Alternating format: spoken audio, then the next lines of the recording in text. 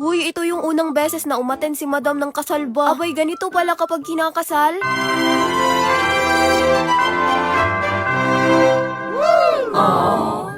Dumaretso na nga kagad si Madam dito sa Amalia Salvador's Boutique and House Gown. Abay, dito na magre-rent si Madam ng dress na susuotin. Naku, pati pang kasal, pwede ka din makarent dito.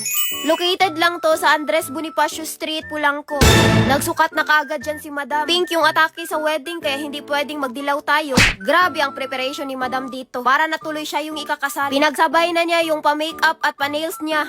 Nakakagutom pala magpaganda. Para hindi ito mabaliw, pakainin mo na to kahit 2 subo lang.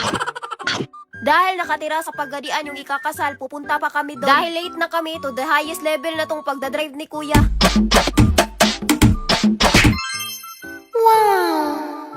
Pagkadating nga namin, buti na lang hindi pa nag-start. Kasi Filipino time pala itong wedding na ito.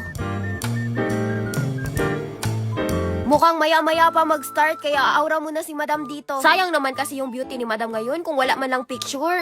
Kasama ko pala si Kalokal, si Lloydie at yung jowa niya. Dahil mag-start na daw kaya pumasok na kagad kami sa venue.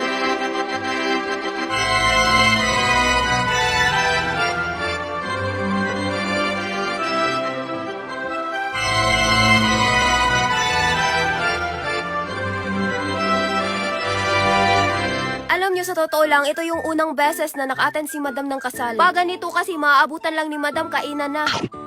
Medyo nagutom si Madam no kasi malayo yung biniyahin nila. Buti na lang, sinerve na nila yung pika-pika. Pumwesto na yung bride at groom. Eto kasi yung the best part sa kasal. Tinaas na ni groom yung belo.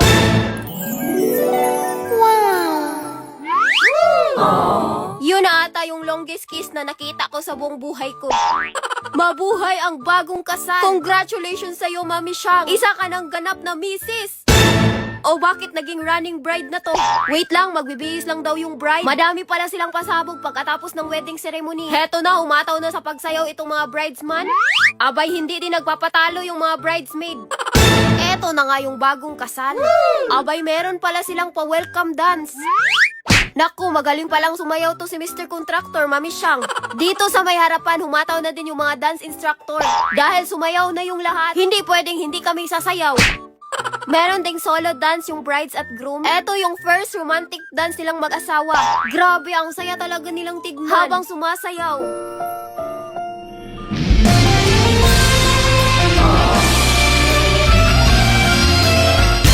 Gutom ng lahat kaya paniguradong taob na tong mga lechon na to. Inumpisahan na nga pong minekos-mekos yung lechon. Buti na lang talaga itong jowa ni Lloydie expert na sa pagkuha ng lechon. Paano ba yan? Kain na na! Congratulations nga pala sa bagong kasal. Thank you so much, Mami Shang and Mr. Contractor sa pag-invite sa amin dito sa bonggan yung kasal. Abay, ang masasabi ko lang, sana naman sa susunod, abay si Madam na!